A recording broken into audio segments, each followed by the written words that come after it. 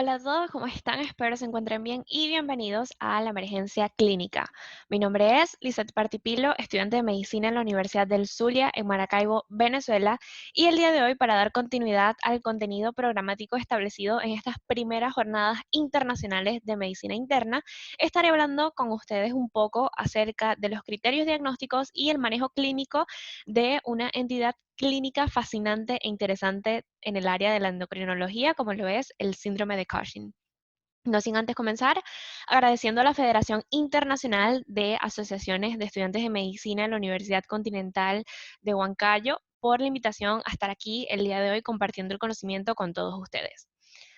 Para comenzar, vamos a hacer un breve repaso de la anatomía de las glándulas suprarrenales, que como bien sabemos son estructuras endocrinas y órganos retroperitoneales, es decir, que se encuentran posterior a la cavidad abdominal per se, que se encuentran en contacto directo con el polo superior de los riñones. Estos se van a encontrar envueltos en la grasa perinéfrica y van a encontrarse incluidos en lo que nosotros conocemos como la fascia renal.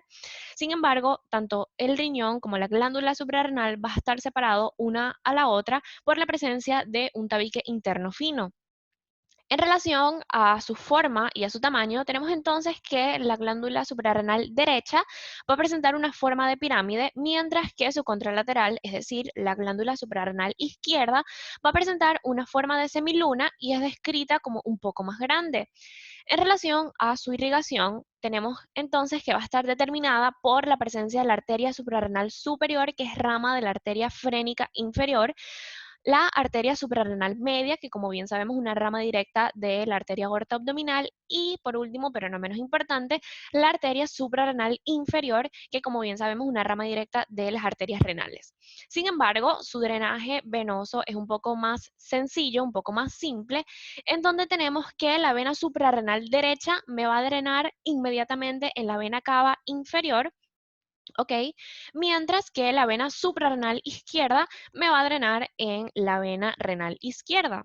En relación a su histología, recordemos entonces que esta estructura endocrina va a estar conformada por una corteza externa que se va a encargar de la síntesis y la producción de los esteroides, y una médula interna que, como bien sabemos, se va a encargar de la síntesis y la producción tanto de adrenalina como noradrenalina, como podemos observar en la presente imagen, donde tenemos la corteza externa y la médula interna. Sin embargo, en relación a la corteza, tenemos entonces tres zonas que son muy importantes, como la podemos ver aquí, la primera, la segunda y la tercera, que se van a encargar una a la otra de la síntesis de todos los esteroides. En primera instancia, tenemos la zona glomerular, en donde vemos que se va a realizar la producción de los mineralcorticoides, tales como la aldosterona, que como bien sabemos juega un papel fundamental en el sistema renina-angiotensina-aldosterona.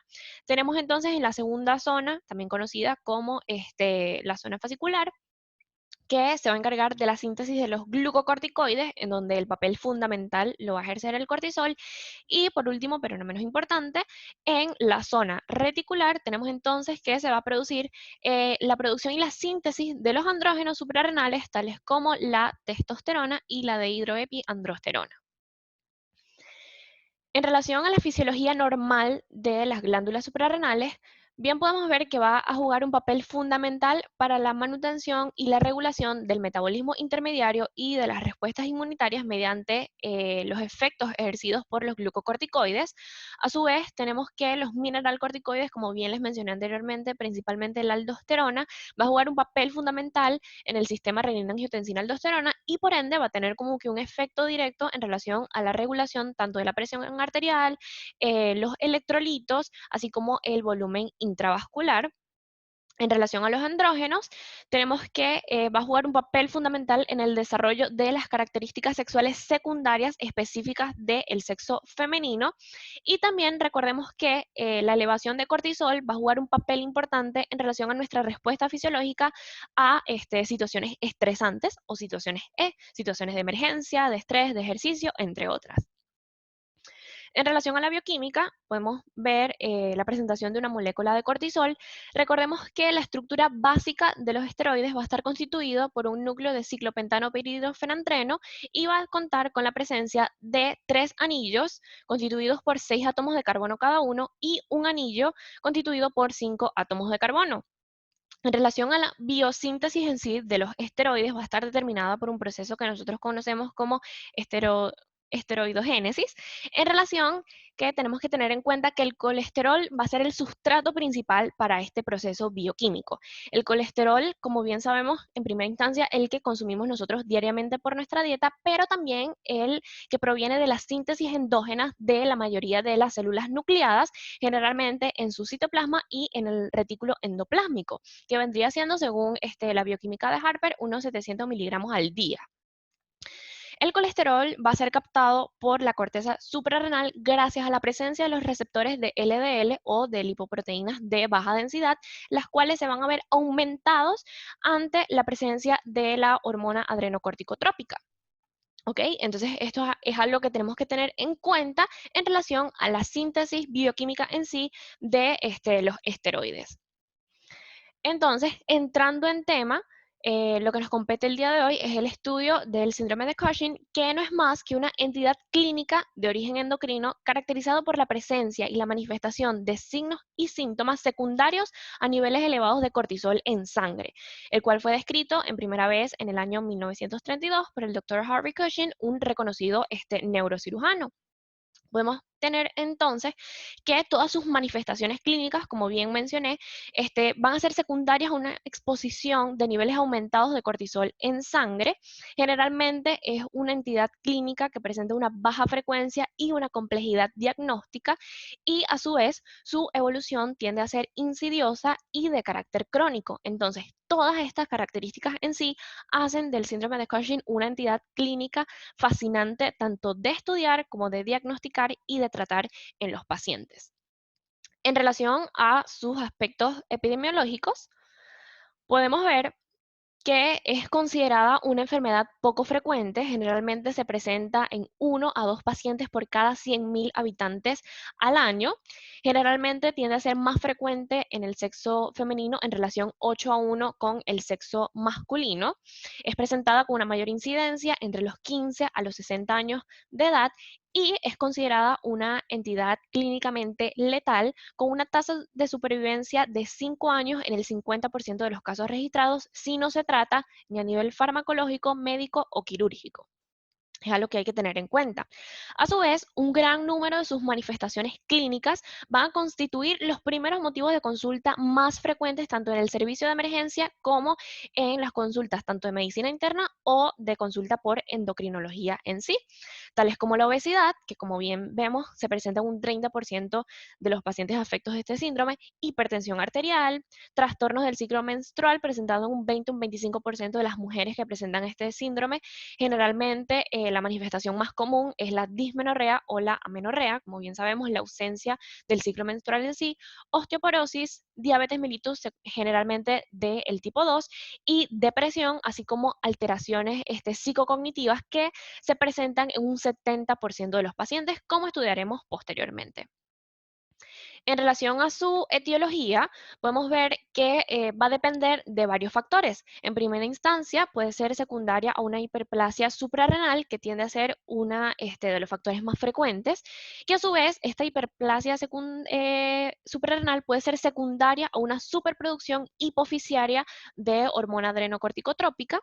Puede también deberse a una disfunción hipotalámica hipofisiaria. Tenemos entonces que el eje hipotálamo hipófisis glándula suprarrenal va a jugar un papel fundamental en la fisiopatología de este síndrome en sí. También puede deberse a la presencia de un micro o un macroadenoma hipofisiario que sea productor de ACTH, o también puede ser secundario a tumores no endocrinos que sean productores bien o de la hormona adrenocorticotrópica o de la hormona liberadora de corticotropos.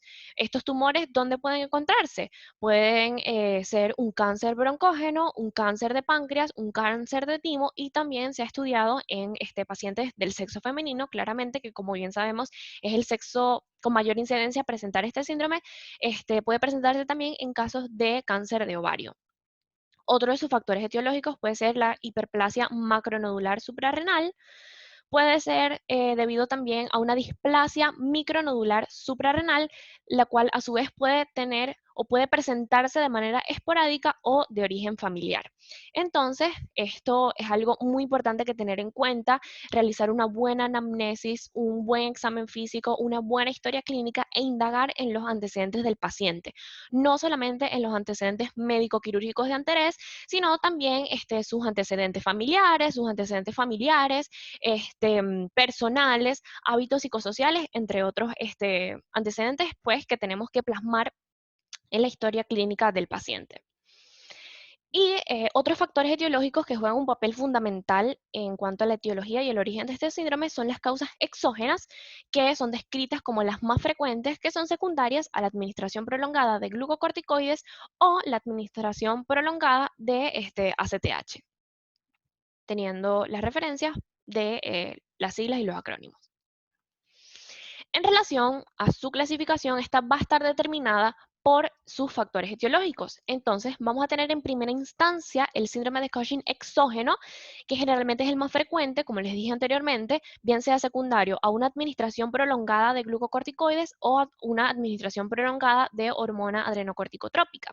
Pero también vamos a tener el síndrome de Cushing endógeno, el cual se va a subdividir o a subclasificar en dos tipos. En primera instancia, el dependiente de hormona adrenocorticotrópica, que se registra entre un 70 a un 75% de los pacientes, y los independientes de hormona adrenocorticotrópica, que bueno, tienden a ser el restante, es decir, dentro de un 25 a un 30% de los casos registrados.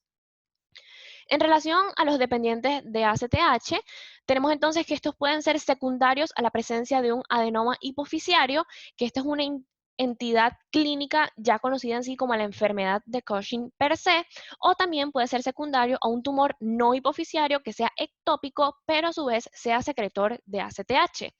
Y en relación a aquellos independientes de ACTH, tenemos la presencia de un tumor suprarrenal, el cual puede ser un adenoma, registrado en un 25 a un 30% de los casos, o puede presentarse también un carcinoma.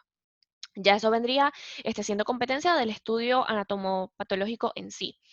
Puede ser secundario también a un cuadro de hiperplasia nodular suprarrenal o puede ser por una causa iatrogénica, recordando que el hecho o la iatrogenia en sí es un daño que no ha sido buscado en el área de la salud, pero fue provocado por un acto médico, generalmente con el fin de tratar una enfermedad o una patología. Es algo que hay que tener en cuenta. Ahora bien, en relación a su fisiopatología, es un tanto extensa y un tanto compleja, sin embargo, traté como que de esquematizarla de una manera bastante práctica para que sea de mayor comprensión para todos nosotros. Tenemos que todas las alteraciones van a ser secundarias a los niveles elevados, bien sea de hormona adrenocorticotrópica y de cortisol en sangre, los cuales me van a alterar la función fisiológica del eje hipotálamo-hipófisis-glándula suprarrenal. Entonces, tenemos aquí nuestro paciente con todo su sistema endocrino y sus estructuras en sí.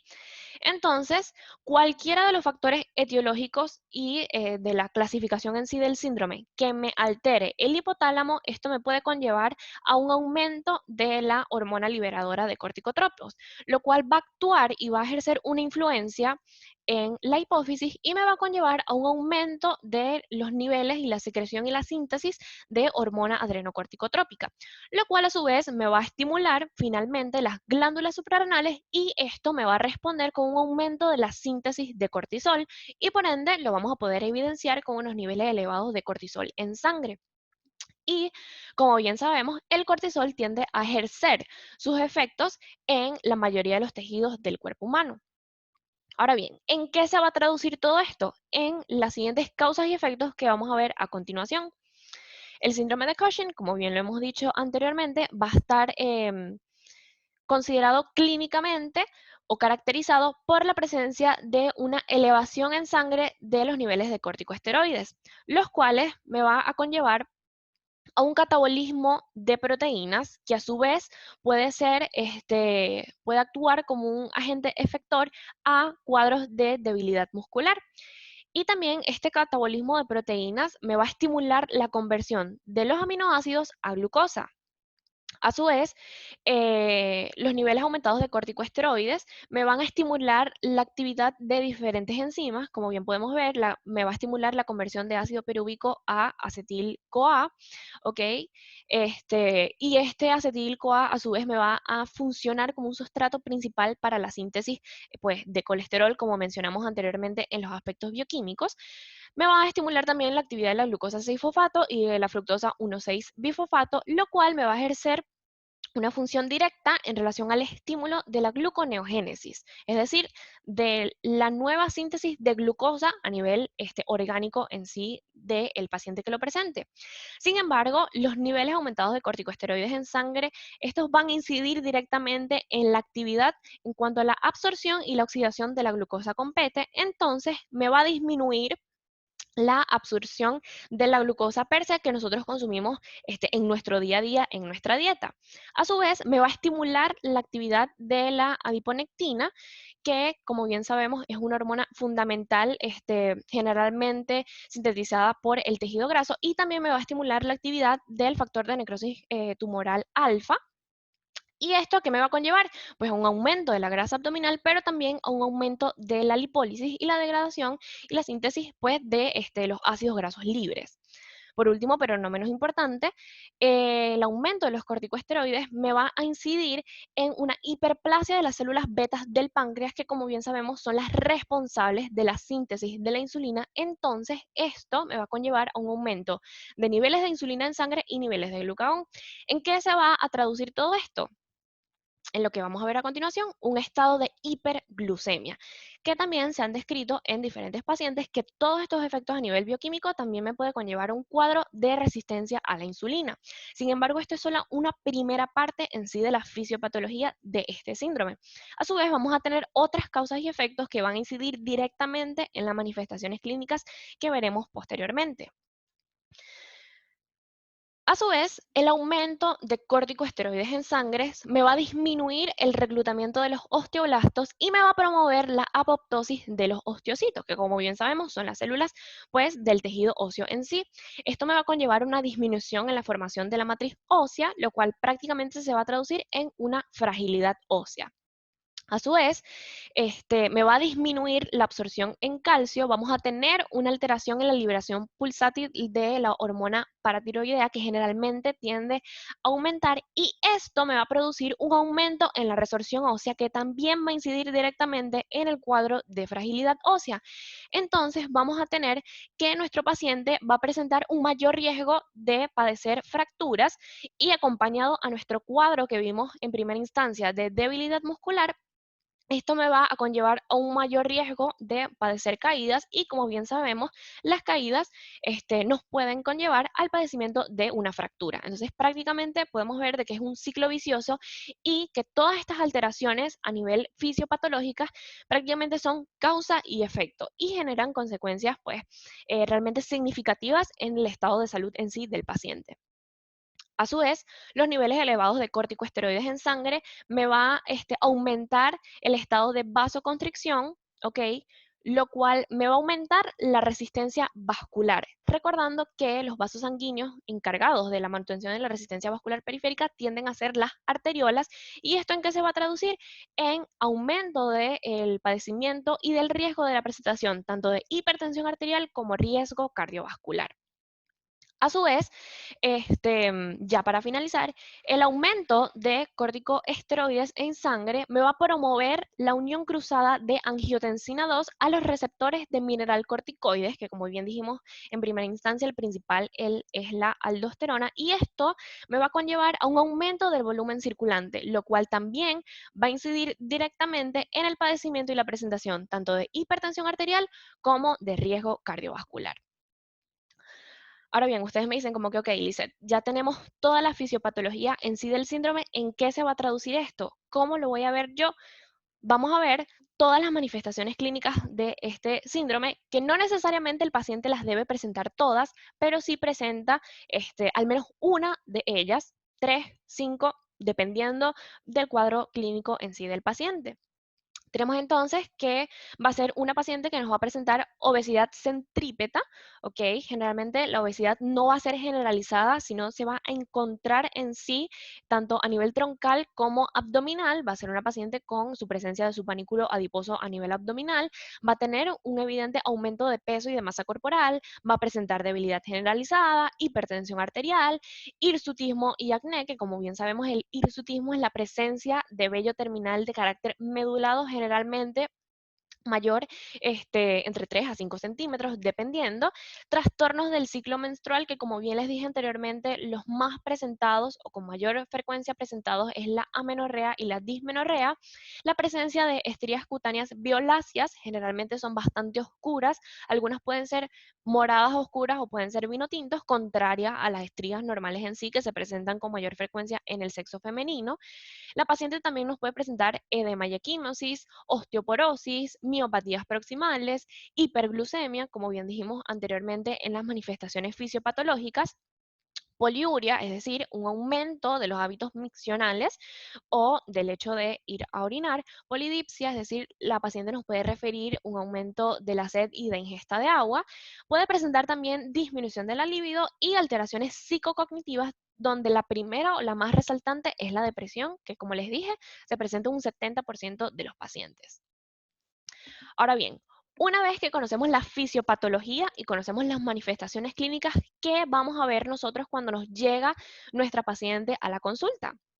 Tenemos nuevamente nuestro paciente. Entonces, en el síndrome de Cushing, a nivel de la inspección, cuando nosotros vamos a hacer un examen físico, en primera instancia va a ser muy notorio la obesidad central, que como bien le dije, es centrípeta, generalmente enfocado a nivel troncal y abdominal. Es algo que hay que tener presente porque generalmente las extremidades tienden a ser delgadas, es decir, tanto los miembros superiores como los miembros inferiores tienden a ser delgados. La paciente también puede presentar fascia de luna llena debido al acúmulo de tejido graso a nivel de la cara, generalmente en la región inferior de la cara, y tiende a presentar una coloración bastante roja, como podemos observar en la imagen, y también puede presentar jiba o la presencia de una joroba de camello debido al acúmulo también de tejido adiposo en la región interescapular. Como bien podemos ver en la presente imagen, se hace bastante evidente la presencia de obesidad central y de las estrías violáceas que podemos notar.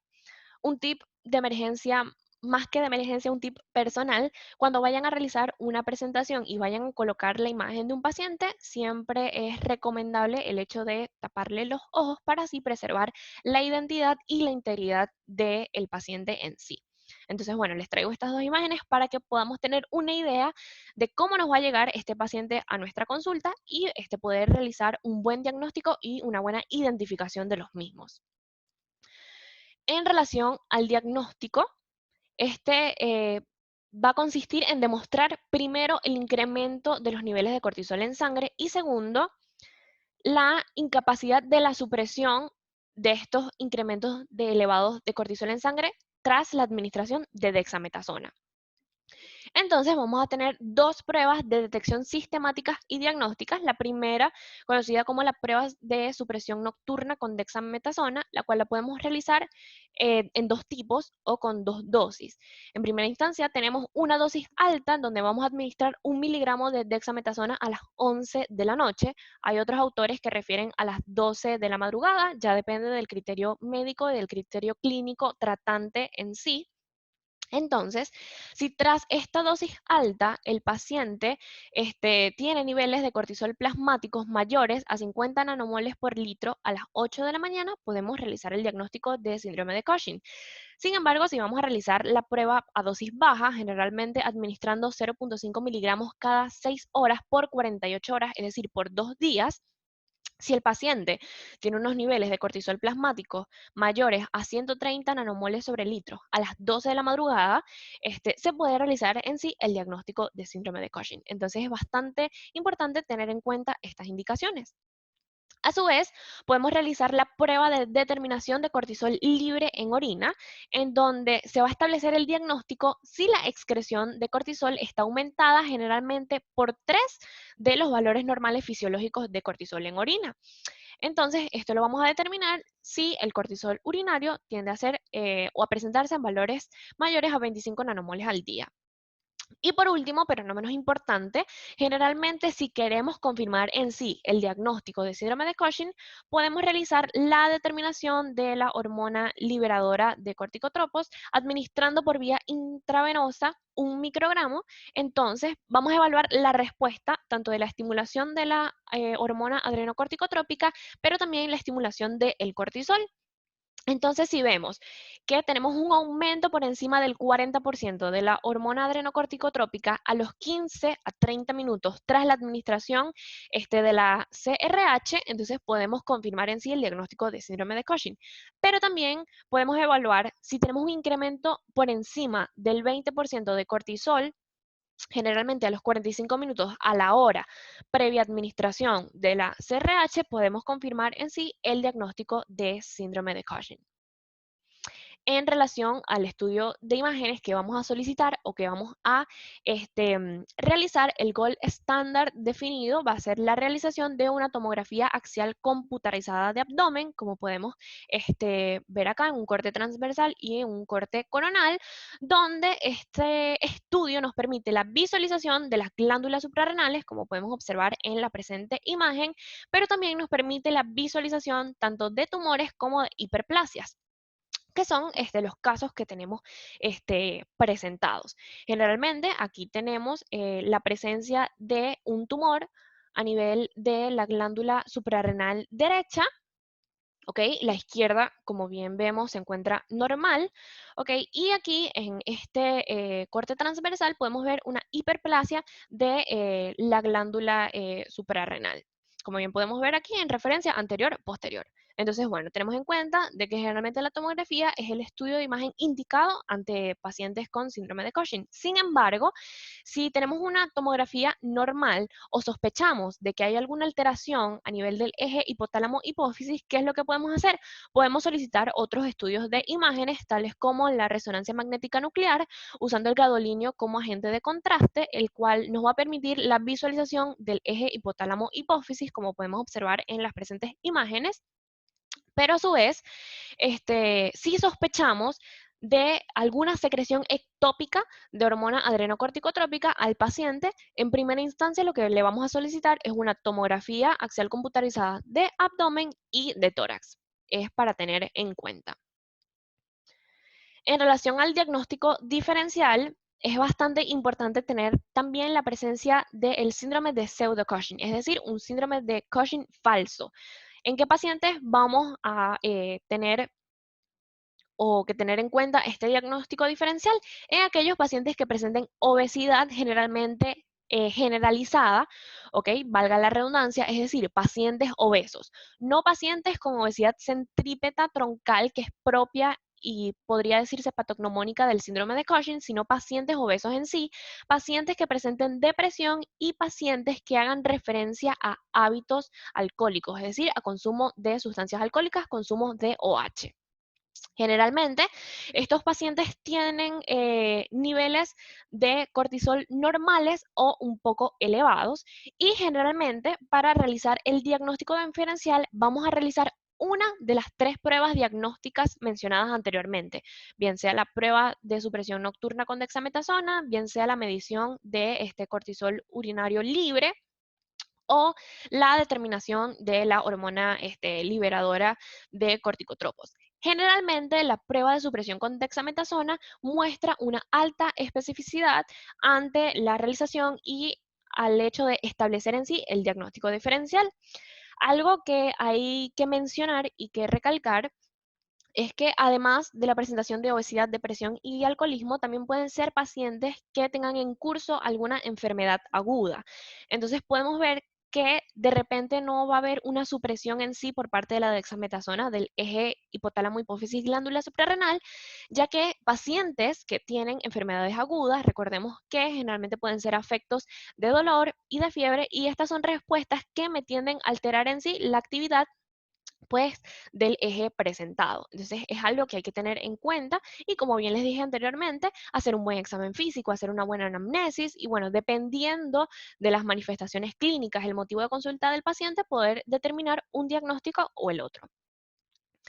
En relación a las alteraciones psicocognitivas, recordemos que todas esas estructuras involucradas en el funcionamiento cognitivo y emocional de nosotros los seres humanos, tales como la corteza cerebral, el hipocampo, la amígdala cerebral y el lóbulo temporal también juegan un papel fundamental, van a presentar numerosos receptores para glucocorticoides. Entonces van a ser bastante sensibles a los incrementos de glucocorticoides en sangre y me van a poder presentar alteraciones y disfunciones que se van a traducir en deterioro de la memoria, una alteración en relación al razonamiento en sí del paciente, también me puede presentar alteraciones en relación a la ubicación en tiempo, espacio y persona, ¿ok? Puede presentar dificultades de aprendizaje, la habilidad emocional, depresión, como les comenté anteriormente, que tiende a ser la manifestación psicocognitiva más recalcada ante el padecimiento de este síndrome, y otras manifestaciones como ansiedad, insomnio, irritabilidad, entre otros. Entonces, por eso es muy importante, además de establecer el diagnóstico a tiempo como cualquier otra entidad clínica y brindar el tratamiento médico, farmacológico y la conducta quirúrgica, es importante que estos pacientes también reciban un abordaje multidisciplinario y se les pueda brindar su psicoterapia de apoyo, ¿ok? Por el equipo de especialistas competentes para hacer un tratamiento y un seguimiento de todas estas alteraciones psicocognitivas. En relación al tratamiento, generalmente la conducta va a estar determinada dependiendo de la etiología en sí del síndrome de Cushing. Tenemos entonces que en los casos que se nos presente un adenoma hipofisiario, generalmente el procedimiento indicado suele ser la microadenectomía transesfenoidal, pero también podemos recurrir a la radioterapia hipofisiaria estereotáctica, ¿ok? En caso de que la cirugía, pues, no haya sido exitosa, dependiendo de algunos autores. Generalmente, en pacientes pediátricos, esta suele ser la primera conducta, a llevar a cabo. No obstante, si tenemos la presentación de una neoplasia suprarrenal, bien se puede indicar una suprarrenalectomía, es decir, una resección quirúrgica de la glándula afectada y vamos a instaurar un tratamiento glucocorticoide de sustitución, pues para lograr un balance en sí de los niveles fisiológicos a los cuales ya, bueno, fisiopatológicos, mejor dicho, a los cuales ya estaba acostumbrado el organismo del paciente y no realizar como que ese cambio y esa supresión muy brusca de los niveles de glucocorticoides circulantes en sangre del paciente. En relación a un caso por hiperplasia suprarrenal, generalmente tiende a estar indicada la suprarrenalectomía total o parcial, y en los casos de producción ectópica de hormona adrenocorticotrópica, bien puede indicarse la extirpación quirúrgica de la neoplasia, es decir, la resección quirúrgica del tumor que esté presentando el paciente, como bien dijimos, en primera instancia, broncoéogeno, de páncreas, de timo o de ovario, y vamos a realizar un control en el exceso de cortisol mediante la administración de ketoconazol.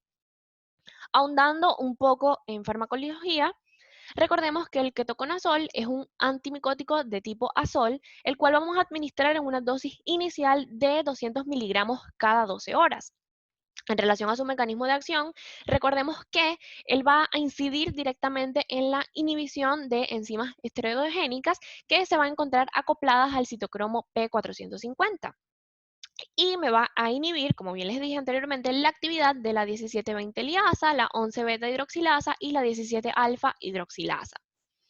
Pero también otro aspecto muy importante considerado en la administración de ketoconazol es que este va a producir la escisión de la cadena lateral de colesterol, como bien podemos ver en el esquema con la animación, ¿ok? Entonces, esto evidentemente me va a conllevar a una disminución de los niveles de cortisol en sangre. Recordemos que los efectos en sí del ketoconazol son efectos dosis dependientes, son completamente reversibles una vez haya terminado su efecto en sí. Y por último, pero no menos importante, en relación a los tumores que no sean resecables, generalmente tiende a estar indicado la suprarrenalectomía bilateral. También se puede considerar tratamientos mediante quimioterapia y radioterapia, generalmente en aquellos pacientes que cursen con metástasis, recordando que los órganos diana o como que los órganos más comunes en hacer metástasis en este cuadro tienden a ser los pulmones y el hígado. Y un tip de emergencia es recordarles que la supervivencia de los pacientes intervenidos quirúrgicamente es muchísimo mejor que aquellos pacientes que no han sido intervenidos en ningún tipo, ni a nivel farmacológico médico ni a nivel quirúrgico. Ahora bien, ya una vez hemos conocido los aspectos fisiopatológicos, las manifestaciones clínicas, cómo hacer el diagnóstico y cómo tratarlo, a la hora de la verdad, ¿qué es lo que vamos a hacer cuando un paciente nos llegue a nuestra consulta? Entonces tenemos un algoritmo de evaluación muy sencillo, en donde tenemos nuestro paciente que nos llega a nuestra consulta. Hola doctor, ¿cómo está? Y me presenta los signos y los síntomas propios del síndrome de Cushing. ¿Qué vamos a hacer nosotros? Vamos a hacer las pruebas, vamos a solicitar las pruebas de detección sistemática, es decir, vamos a determinar cortisol en plasma o cortisol libre en orina. Una vez que estos exámenes hayan sido positivos o me den un resultado u otro, podemos realizar la prueba de supresión con dexametasona, en donde podemos tener una respuesta normal o por el contrario podemos tener una respuesta propia en sí del síndrome de Cushing. Entonces se nos van a plantear varios escenarios. Si tenemos una respuesta suprimida, podemos sospechar del padecimiento de una hiperplasia suprarrenal secundaria a una hipersecreción hipofisiaria de hormona adrenocorticotrópica. Pero si por otro lado tenemos más bien una falta de respuesta, podemos sospechar entonces del padecimiento de una hiperplasia suprarrenal secundaria a un tumor productor de hormona adrenocorticotrópica o de una neoplasia suprarrenal. Entonces, en este caso, ¿qué vamos a solicitar? Vamos a cuantificar los niveles de hormona adrenocorticotrópica en plasma. Entonces, vamos a tener los siguientes escenarios. Si tenemos un aumento de los niveles de hormona adrenocorticotrópica en plasma, esto es sugestivo al padecimiento de una hiperplasia secundaria a un tumor productor de hormona adrenocorticotrópica. Entonces, ¿qué le vamos a hacer a este paciente? Vamos a solicitarle una resonancia magnética nuclear de hipófisis y vamos a realizar una toma selectiva de muestras venosas. Entonces, si tenemos resultados positivos, generalmente tiende a ser sugestivo del padecimiento de un tumor hipofisiario, pero si por el contrario tiende a ser una respuesta negativa, puede ser el padecimiento de un tumor ectópico. Por el contrario, si tenemos una disminución o niveles bajos de hormona adrenocorticotrópica, estos son sugestivos al padecimiento de una neoplasia suprarrenal. Entonces, ¿qué le vamos a solicitar al paciente? Una tomografía axial computarizada abdominal, que como bien les dije, es el gold standard en relación al estudio de imágenes del síndrome de Cushing. Y podemos solicitar también el sulfato de dehidroepiandrosterona en orina. Entonces, si tenemos niveles elevados, ok, o niveles normales, podemos sospechar del padecimiento de un adenoma suprarrenal. Y dependiendo, como les dije, de la etiología, se va a establecer en sí la conducta tanto quirúrgica como terapéutica para el tratamiento de este síndrome. Ya para finalizar, les traigo las recomendaciones ante el manejo del síndrome de Cushing durante tiempos de pandemia por coronavirus, ¿ok? Por la COVID-19, que fueron publicadas en el European Journal of Endocrinology, en donde ellos realizan un estudio que afirma que todo procedimiento quirúrgico para el abordaje del síndrome de Cushing en tiempos de pandemia por la SARS-2 COVID-19 debe ser evitado o alterado dependiendo de los protocolos establecidos de cada centro de salud. Porque generalmente existe un mayor riesgo de infección por la COVID-19 secundario al grado de supresión inmune per se que tiene el paciente. Recordemos que este paciente va a tener alteraciones en relación a la regulación de las respuestas inmunitarias y va a presentar ya un grado en sí de inmunosupresión, entonces esto lo hace más propenso al padecimiento y contagio de la COVID-19. A su vez, una intervención quirúrgica tiende a aumentar el riesgo potencial de contagio al personal médico y sanitario tratante. Sin embargo, si es de carácter emergente, es decir, que la integridad y la vida del paciente se encuentra en riesgo, vamos a tener que este procedimiento quirúrgico va a ser realizado mediante el uso de equipos de protección personal y las medidas de protección competentes por parte de especialistas y expertos. Es decir, el cirujano que vaya a realizar el abordaje quirúrgico en sí debe ser un experto para minimizar el tiempo de exposición y de abordaje quirúrgico tanto para sí mismo como para el paciente. Y por último, pero no menos importante, en caso tal de que las intervenciones quirúrgicas puedan ser planificadas a posterior, una vez ya no nos encontremos en tiempos de pandemia, vamos a tener que instaurar un tratamiento médico farmacológico sintomático dependiendo del cuadro clínico presentado por el paciente. Recordemos que en estos tiempos las actualizaciones realizadas por varias sociedades y por varias instituciones científicas del área de la salud, además de valer la seguridad y la integridad del paciente en sí, también le da prioridad a la seguridad y a la integridad del personal médico sanitario durante estos tiempos de pandemia.